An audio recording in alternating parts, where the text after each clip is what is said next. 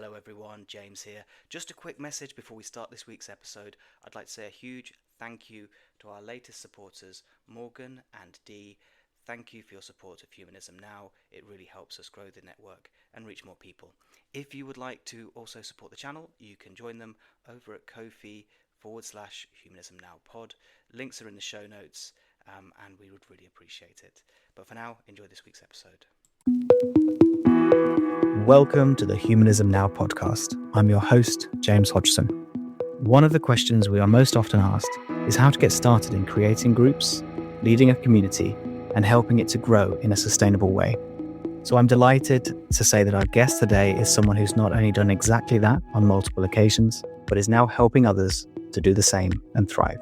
Today we're joined by Dr. Darrel Ray. Dr. Ray is the founder of Recovering from Religion, which for more than 15 years has supported people questioning and leaving their faith. He's also the founder of the Secular Therapy Project, which helps to connect clients with licensed, non-religious mental health professionals in more than a dozen countries. Alongside his work as an author, psychologist, and internationally renowned speaker, Darrel has decades of experience as a community and organizational leader, and he's now bringing that experience together through the launch of the Institute for Secular Leadership, aimed at strengthening leadership capability globally and helping secular and humanist organizations build healthy, thriving communities. Dr. Darrel Ray, thank you so much for joining us on Humanism Now. Thanks for having me. This is a privilege. Appreciate it. So perhaps we can start with understanding a bit more about the new institute which you've launched. So what is the Institute for Secular Leadership and what problem are you trying to solve? It's a big problem. I've been watching the secular community for over 20 years, probably could say better, like 30 years. And my background as an organizational psychologist is I've watched organizations and studied them and consulted with them literally all over the globe. And I've seen the mistakes that groups make and leaders make over and over and over again. And then when I really got into the secular community about 20 years ago, I started seeing the same problems I was seeing in, say, a corporation, but in a much smaller scale, the local humanist group or the local atheist or skeptic group. And I would see them start and die and start and die. And they would have a dynamic leader for a few years and all the people would come and it'd be very exciting. And then they'd die because the leader left or there was a conflict in the group. In other words, there was a lot of wasted energy, a lot of people doing a lot of work and that work all going down the drain in very short order sometimes. And it's all preventable. This is not a mysterious problem. It's just a basic issue of leadership and skills. So what I've seen over the years is many well-intentioned, very intelligent people trying to start groups and run groups when they simply don't have the skills and they end up undermining their own best efforts. And it's very frustrating to them, but it's just as frustrating or more to the people who are trying to organize. Everybody wants community, and yet these communities keep disappearing. So that's the problem. And my solution is to create an organization that is dedicated to teaching good leadership skills within the secular world. But more important than just teaching is creating a network of leaders that can compare notes, learn from each other, interact, and support one another in the greater mission of the secular world. And that's not to say that every technique, method, or leadership skill fits equally well to all groups. I mean, I think there's a real difference between an advocacy group, for example, that's politically engaged and your local humanist group that meets, or the book club. There's differences between these, but the common denominator is they all need leadership. Yeah. And that's what I'm trying to bring. I've just begun. We just launched the Institute this month. And I will be teaching the earliest courses along with a colleague of mine, Sharon McKean. And then we will be moving on to probably trying to find other people who can help teach these things. And then in the back end, once people graduate, they'll have a common language to talk about. They'll have common skills. They have common techniques. And we will then provide a platform on Discord probably for people to compare notes and come together and keep in touch over the years as they grow their organizations and share successes and failures with other people. This is a long-term project. I'm looking at 3 years minimum to really get it off the ground. So that's where we are. I hope that answers your question more than you wanted, maybe. Definitely. And I think from your answer there and also from what's available online, we can say this is available globally. I think there are some time zone restrictions, but really this is for anybody who's either currently active or seeking to be active in a leadership position in a secular or humanist organization? Yep. In our very first class, we've got a person from Australia, a person from New Zealand, people from all over the United States and Canada, and one person from United Kingdom. We had applicants from Africa. We couldn't let everybody in because we're limiting the class to 10 people roughly, plus maybe a couple observers. It's already international. When I started this idea, I thought this is not a North American thing. This is an international thing. Everybody has the same problem. Let's dive deeper into that, I think, because you mentioned seeing some consistent challenges or mistakes that groups were making. What are some of the common leadership mistakes that you've seen, particularly as it relates to secular group leadership? Yeah, there is a difference between, say, corporate leadership and nonprofit leadership. But within nonprofit leadership, there's even a more unique niche of secular leadership, because I think there's unique problems in the secular world. So I'm diving down 2 levels from corporate to nonprofit to secular. And do we have 3 hours to talk? The list of problems is enormous, but some of the really, really difficult ones is conflict management within organizations. Another is founder leader syndrome, where the person who founds the organization can't let go, can't train, has to micromanage the group, can't let other people's ideas become a key part of how the organization. They don't know how to build teams. That's an essential skill of a leader, is how do you build teams? Because you cannot do everything. And yet so many leaders try to do everything. They get frustrated and they quit. They get frustrated or people leave. They get frustrated and people get mad at them for not letting them have any say into the process. I don't know if you know it, but in my earlier career, I wrote 2 books on this very process. That book, Teaming Up, I published with McGraw-Hill, and this one, The Performance Culture, which I published with IBC Press. Both those books deal with that very issue. How do you create teams as a leader rather than be the be-all and end-all of leadership? I'll just give you 3. The third thing is really simple to correct, but hard to implement, and that is stay off the damn social media. You are creating more problems when you get online and you criticize other people in your own organization, or you vague book them on social media, or you criticize another group. When you can't handle conflict privately and respectfully, and you take it to the social media, you just signed the death warrant of your own group. Who wants to follow somebody that would do that to other members or to other groups? It is such a common sense thing, and yet I see way too many leaders putting all their group problem on Facebook or on other social media, and then wonder why they can't get anybody to come to the meetings. Who wants to come to a meeting if their name might show up on the social media criticism list next week? Yeah, it's very interesting that 2 of the 3 you mentioned there really are around this theme of conflict management. Do you think this is something where, in your experience, both from the corporate world and then in the nonprofit world, but specifically looking at secular groups, that perhaps we've not been best equipped for is in that area of either being too conflict averse, or as you say, some people going the other way and being too proactively seeking conflict in their management styles? 2 questions there. One is, do you think there's something unique or specific about secular groups that lends itself to those issues? And secondly, how do you, and without giving too much away, how do you advise people find the right balance there? I don't mind. I'll give it all away. I want to help people. If whether you take our course or you don't take our course, I still want you to know that you can do better. Let's just put it that way. So don't worry about spoiler. I'm not going to do any spoiler alerts. I'm going to give you whatever we have time for. Great. What I'm going to do. I think the thing that's unique to secular groups is that so many people came out of religion. And one of the things religion does very well is teach conflict avoidance. Many religions tell you that if you're in conflict, then that's sinful, that you have to forgive your abuser. All the notions around the preacher's always right. If you question the preacher, then you're causing unnecessary conflict. In Scientology, they call you a subversive person. I think that's the word they use, a subversive person. If you're questioning anybody or you're causing conflict. Same thing in Jehovah's Witnesses. Same thing in almost any church I've ever been in. Asking the wrong questions is seen as causing conflict, and you are taught do not cause conflict.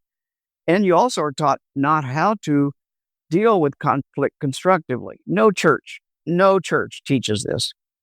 However, I will say there is at least one church that tries, and that's the Quaker Church. Early on in the Quaker movement, the Quakers were pretty good at identifying conflict and using conflict productively and positively. But that's the only church I've ever seen that even tried. So when somebody comes in, leaves church and comes into the secular movement, they don't know how to deal with conflict. And they're using religious ideas about conflict is bad rather than the way I see conflict is good. If there's conflict going on, that's probably where the squeaky wheel needs some grease. It's telling you we need to talk more. We need to listen better. We need to plan more carefully. If that's what comes out of conflict, you're going to be a better organization real quick because you're going to learn from your mistakes. You're going to listen better. You're going to plan more carefully in the future. Those are important skills, but it doesn't come if you're conflict avoidant. I can see the advantages there. And I guess this is just one of the topics which is going to be covered in the course. Yep. So there's the first cohort has been announced, and whilst there's limited We places. not only had filled the entire class, but we doubled it. 24 people signed up, and we can only take 10 plus 2 observers. Yeah. But it's great to know as well that there will be future editions of the course as well. So for those who are interested, who are listening in, what can participants expect from partaking in the course? Nice that you asked that question. I can just bring up my syllabus right now and talk to you about each. There's actually, the course is going to be 4 sessions plus 4 sessions. So it's 8 sessions total, but it's 2 different courses. So we're calling it course 1 and course 2. So you got session 1 deals with the foundation of philosophy of leadership. Some of the stuff we just already talked about a little bit. And then the second session looks at the mission and vision and how leadership behavior impacts an organization. The fact that somebody puts conflictual stuff on social media, that's behavior. And we can look at leadership behavior. We can ask, why would somebody do that? What is motivating them? So within the first 2 sessions, we're going to be asking people to really reflect, take stock of their own behavior, take stock of their own philosophy, and identify behavioral issues that could be undermining the mission of the organization. The third session will deal with meetings. And I see meetings as the heartbeat of any organization. Most organizations do not know how to run meetings. I've seen thousands of hours wasted in terribly organized meetings or meetings that were not productive or didn't manage the conflict. So instead of a 1-hour meeting, you had a 3-hour meeting and still didn't resolve the conflict. So meetings are such an important part. We're going to spend a whole session just on that. And then the fourth session is going to be leadership and delegation, because most leaders just don't know how to delegate. Yeah. And there's a skill to delegate. And we're going to read a famous article from the Harvard Business Review about delegation called Whose Monkey Is It? You can look it up. Whose monkey is it? I won't go into details about it because I don't want to bore you today. And then that's the end of the course. The first 4 sessions, that's the end of course number 1. And then after we finish that, we're going to schedule a second round of 4, and that'll be the advanced. And we'll start off by looking at how to develop a learning and praising culture, because people learn best when they're positively reinforced. I'm a psychologist, so I take a behavioral approach to a lot of issues around leadership. Now, I'm not a rabid behaviorist. I'm actually a cognitive behavioral psychologist, so that's slightly different than just being a Skinnerian behaviorist. But once people feel comfortable and feel like their work is going to be recognized and praised, they do more work. So the question I'm going to ask is, why do some people do really well and some people don't do so well as leaders? And oftentimes it comes down to failure to recognize the people that are doing the work. Because if you're doing the work, that's bad. You got to find other people to do the work. And if you're not a good enough leader to bring other people in to do the work, that's a problem. So that's session 5. Session 6 is talking about technology and communication, virtual teams. Many organizations are basically virtual teams now. Even if you live in the same city and you could drive 20 miles to have a board meeting, you probably don't. You get on Zoom and have the board meeting. That's a virtual team. There are some rules, guidelines, methods to making a virtual team work. And they're not quite the same as if you were in a face-to-face meeting. And then the 7th of our sessions will be on boards how to get board members, how to treat board members, how to bring people onto a board, and finances and fundraising. That'll be the key things on the 7th. And the 8th, the last one of all 8, is conflict, culture building, and long-term leadership development. So that's all 8 sessions through the 2 courses. Yeah, so much in there to unpack. As you said, we could easily talk for 2 hours, so happy to invite you back on. But I'm interested in your thoughts generally. Again, you've advised in the corporate world and nonprofit world, and now with secular groups in general. Some secular humanist organizations are professional, but most, I would imagine, are volunteer-based and fairly and almost social. What's your thought on the best structure when you're dealing primarily with volunteer-led organizations? How many people should be part of that leadership team? And how do you avoid that dependency, which I think we can always see, of one person who is driving the group, who probably is then taking on too much, the group becoming reliant on one individual? Do you have any thoughts on best practices in terms of team size and structure? Oh, absolutely. Yeah. Let's start off with governing structure, because there's really 2 structures in an organization. One is the operations structure, and then the other is the governing structure. And they're 2 different things. One, the governing structure, is the board, which will have a structure within itself. Perhaps like in our organization, Recover from Religion, I'm the president of the board, but we have a secretary, we have a treasurer, we have a parliamentarian, and that all governs that's an internal governing system for the board. And I see a lot of local humanist organizations that have that kind of a board or governing structure. And then you got the operations structure, which are people actually doing the work out there. They're the ones picking up the phone or making the brochures for the next meeting, or getting the speaker, or identifying the next activist piece we want to do, or where are we going to feed the homeless. There's people that are organizing stuff all the time, and they're just doing it within a supervisory structure, I guess you could say, that it comes under the board, but it may be an executive director that runs the operations, but reports to the board. On the board, I have some pretty clear guidelines. The minimum number of board members you have to have legally in most states is 3, but that's way too few. At the same time, you don't want to get too many. There are major boards in the humanist community that have 17 or 20 people on the board, which I think is absolutely absurd. That's not a board. That's not a team. That's a mob. And a team has to develop a sense of trust and reliability on each other.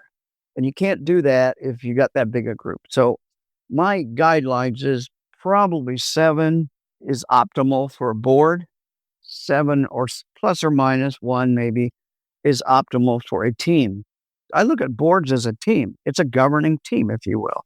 Yeah. And there's certain things that happen in teams. Teams have to trust each other and have to follow up on what they say. And they have to feel like the members are all committed to the same mission and not hidden agendas and egotistical responses to problems. That's on the governing board side. But also, there's going to be many different sub-teams within an organization. And you have to pay attention to who is on those teams, how they're constructed. Are they clear about their team's mission? Because the mission of people who are feeding the homeless once a month or once a week can be quite different than the mission of the team that's doing legislative activism. And they could both be under the same umbrella. But we got to be real clear about this, because these can appear to be in conflict, or they can actually be in conflict, especially if there's budgetary issues. Who gets the money here, for example? And of course, there's a whole issue, which very last session, as I mentioned earlier, is going to be on fundraising and finances. And there are best practices that I see many secularizations violating. They do not take proper care of the money that is given to them. That's second. First is they never ask for money in the first place. I've met so many groups over the years that say, we don't want to look like a church, so we don't ask for money. How the hell do you think the church got to be as big as it was? It wasn't sitting around twiddling its thumb. It's asking for money. That's one of the secular issues that people come in is, we can't ask for money because we don't want to look like a religion. That's really self-defeating. Money is there. People want to help you, but you've got to show them, 1, you're taking care of their donation. It's going somewhere. And 2, they can support what the mission of the organization. Yeah. And their money is safe and they can support the mission.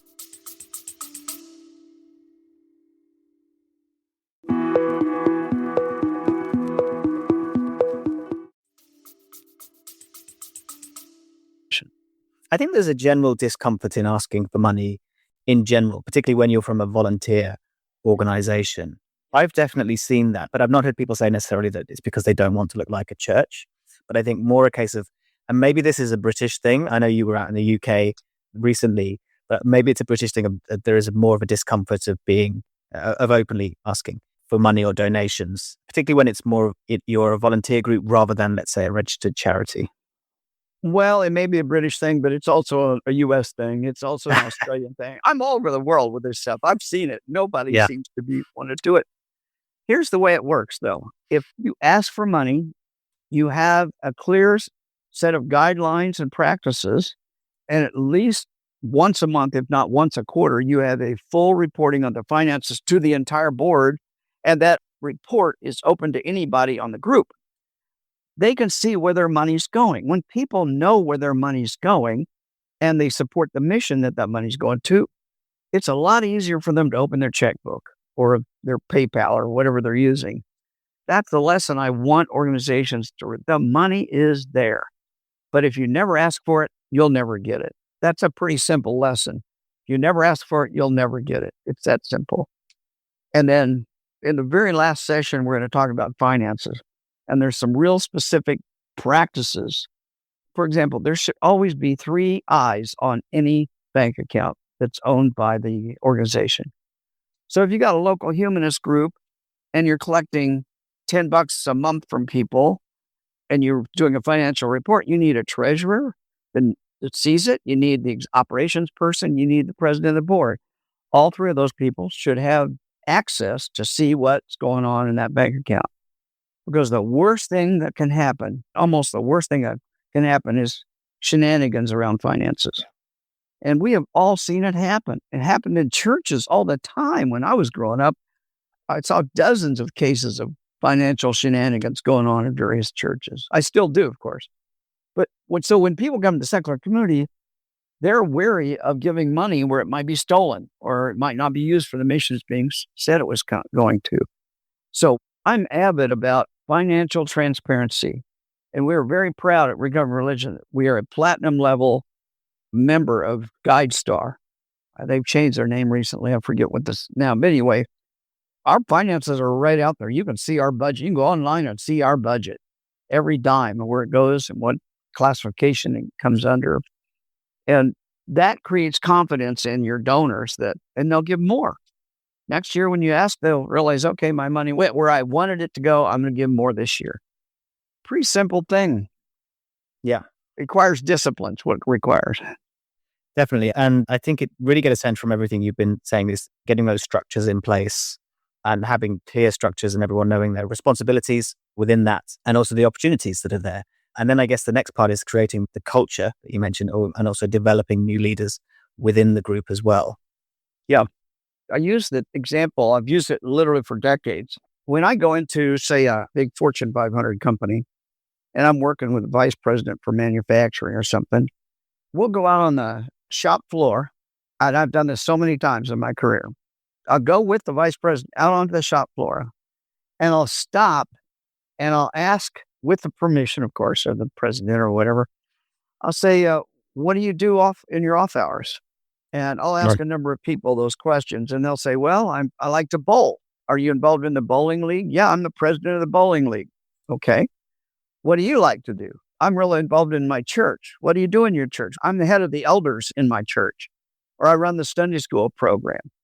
I'll go through and I will, person after person, when you talk to them, you'll realize they are a leader in their personal life. Yeah. And they're excited about that leadership. And they're spending hours and hours of their own free time trying to make that bowling league work the best it can, or that baseball league, or that soccer league. And I come back to the vice president and says, those people aren't getting paid to do that, and yet they're spending hours and hours and hours to do that. Isn't that interesting? What if, and I tell this to the vice president, what if you could bring that level of excitement and energy right into this workplace? What if that person that works on the bowling league was just as excited about manufacturing that widget as he is about doing the bowling league? And I asked the vice president, why do you think he does that? The answer to the question is because that's where he gets his emotional paycheck. And I use the term emotional paycheck a lot. Volunteer organizations exist on the emotional paycheck. They can't pay people. They don't have the money and never will. Yep. But they can pay people emotionally by treating people in a certain way. Anyway, that's my brief sermon. And I can preach this one big time. That's the whole thesis of this book, the performance cultures. I totally agree. I'm going to adopt that phrase going forward, the emotional paycheck. So drawing out again, you have decades of experience creating groups and building them, as well as you mentioned, your professional experience as well. What's the hardest lesson that you've personally learned in building organizations which last? The hardest lesson is looking at yourself and saying, what part am I contributing to this, the issues and problems of the organization? For example, I ran my own consulting firm. I had 5 employees. I had enormous clients at Cummins Diesel Engine, General Electric, Blue Cross Blue Shield. Some of those names may or may not ring a bell with you, but enormous companies, big, giant companies. And my staff and I were involved in developing specific customized training for those particular companies, the subsidiaries oftentimes of those companies. And one day we lost a client, or we thought we'd lost it. Client had made some requirements, and I said, we can't do that. We're not going to go there. My staff practically rebelled right there in our staff meeting. Said, Darrel, we think you're too rigid. We don't think that's the right way to interact with this customer or develop that process. This was almost 25 years ago this happened. But because my staff felt comfortable in challenging me, I'm not the god of my company, I had to stop and think, wow, what's going on here? Because they had never done that before.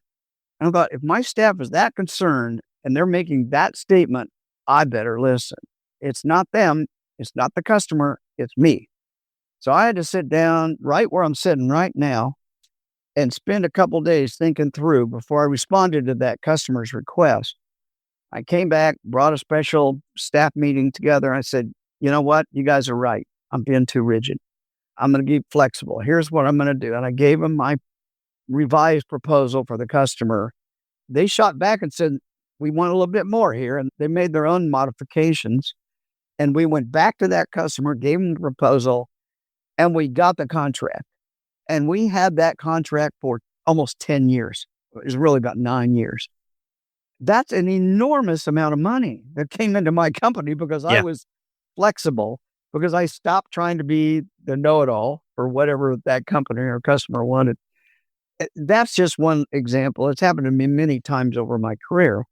But when a leader is forced by the people he or she is working with to reflect and stop and take note of, how's my behavior affecting this team or affecting that customer, it can lead to lots of growth and development in the team, in the individual, and it can help the mission of the entire organization.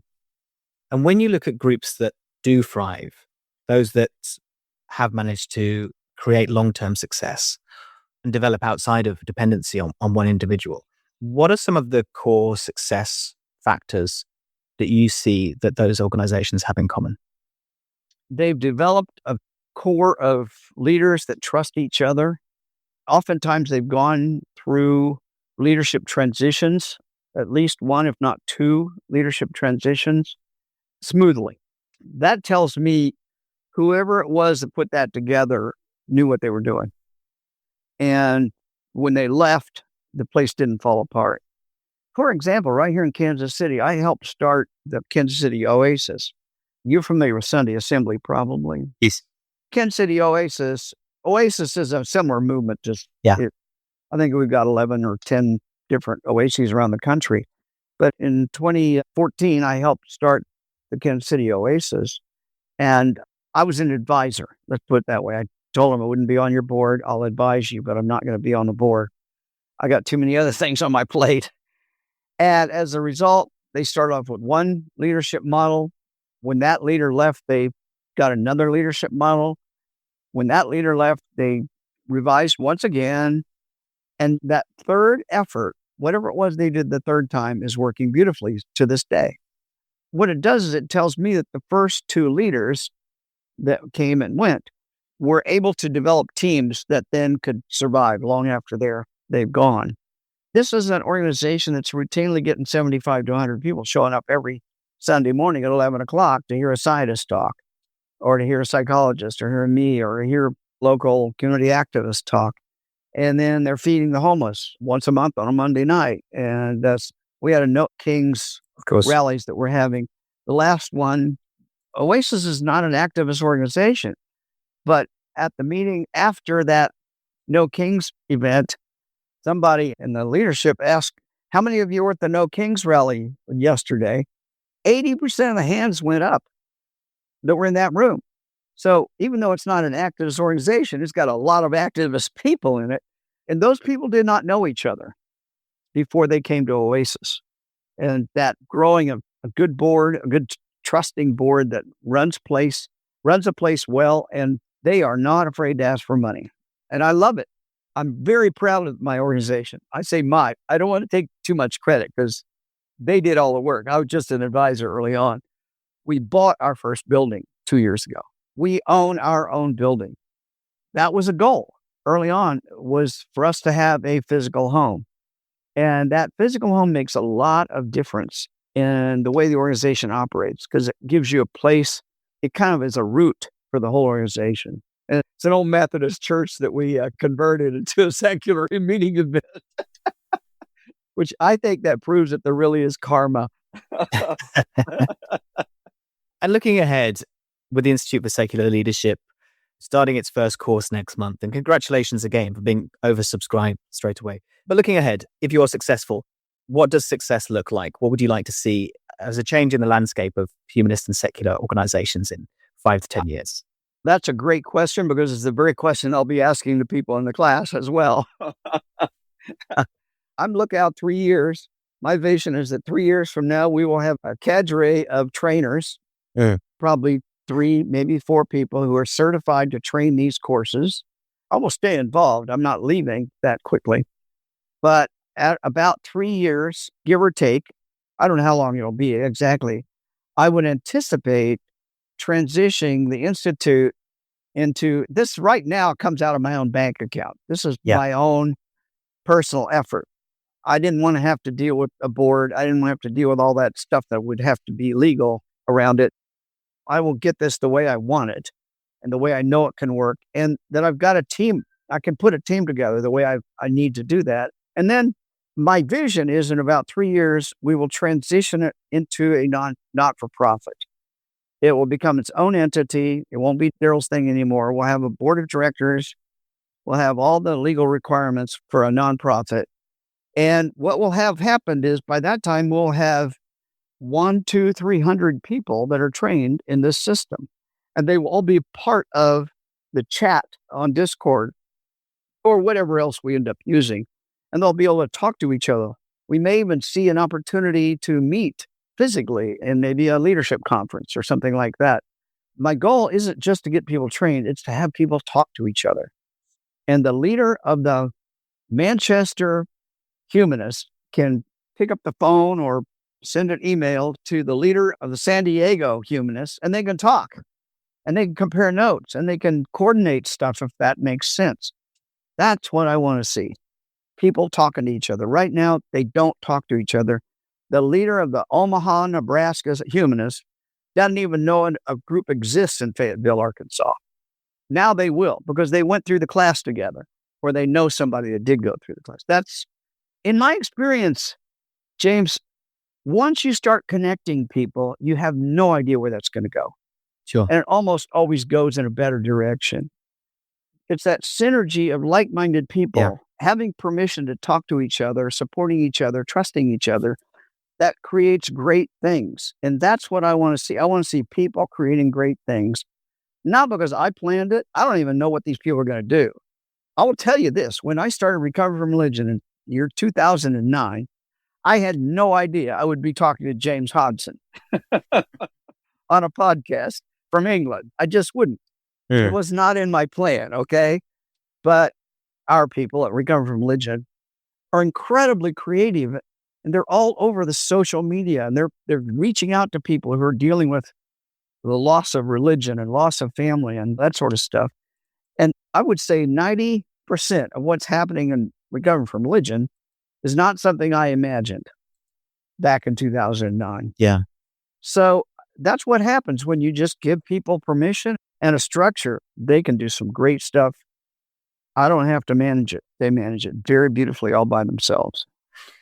And we'll include links to everything in the show notes in terms of how to get more information or follow the course. But if you were to direct people, if anyone's listening to this and they really want to participate as soon as possible, what's the best way to get in contact? I'll give you the link. There's an application link. You can go there and just ask a few questions, like we need your email address, that sort of stuff. I will give you that link. And they need to go to that link and fill out, and that will put them in the list, because you can't take the course unless you're registered. And I take the list in order of people's application, roughly speaking. So if you don't get in there, you can't get in. And you just don't call me up and say, I want on the thing. Get on there and do that. Do the registration. And we'll make sure to put that right at the top of the show notes for everyone who wants to participate. I want to be clear. This is not free. It's $300 for the first 4 and $300 for the second 4 classes. You're paying for something. And I think you're going to get the value you're paying for there. Before we go, our standard closing question. What's something which you've changed your mind on recently, and what inspired that change? Well, the recently part of that was what stumped me, because I've changed my mind on a whole lot of things over my life. It was about 2000, when one of my close friends and I were talking about religion and stuff, and they knew I was interested in it before I'd written any of my religion books.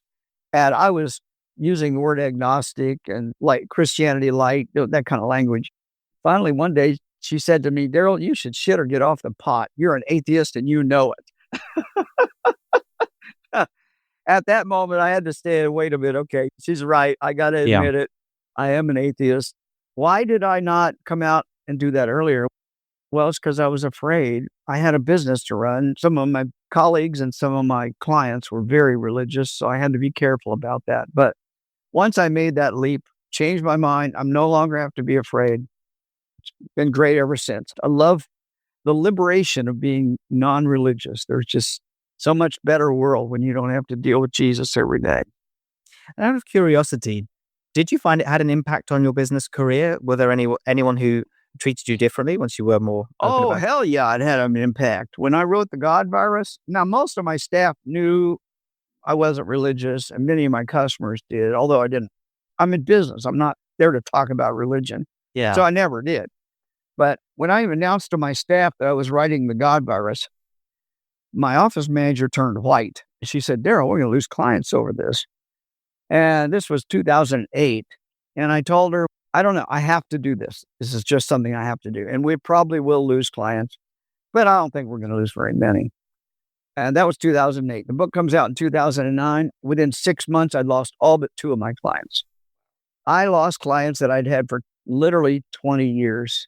Overnight, I lost all these. They would not return my phone calls, would not return my emails. And so it was much worse than I thought it would be.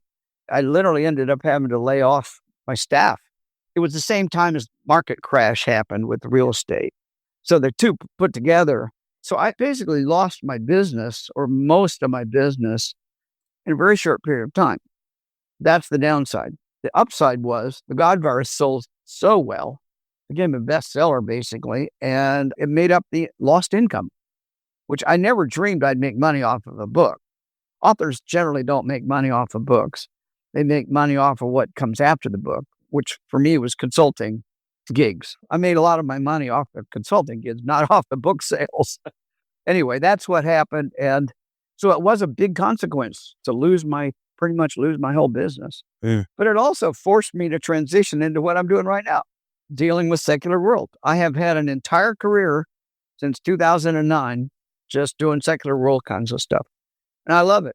I wouldn't be doing it if I didn't. I'm retired. I've been retired for 10 years, so I'm doing what I want to do. Dr. Darrel Ray, thank you for everything that you've contributed to date. We very much look forward to hearing how the first course goes. And thank you, of course, for joining us on Humanism Now. Thanks for listening to Humanism Now. If you liked the show, please leave us a review. It helps more people find us. Support us from just £5 a month for exclusive content and to shape future episodes. And we'll plant a tree each month in your name. Follow us on all socials at Humanism Now Pod and help spread curiosity, compassion, and human progress. Humanism Now is produced by Humanize Live, creating world-class podcasts, videos, and events for purpose-led individuals and organizations. Learn more at humanize.live.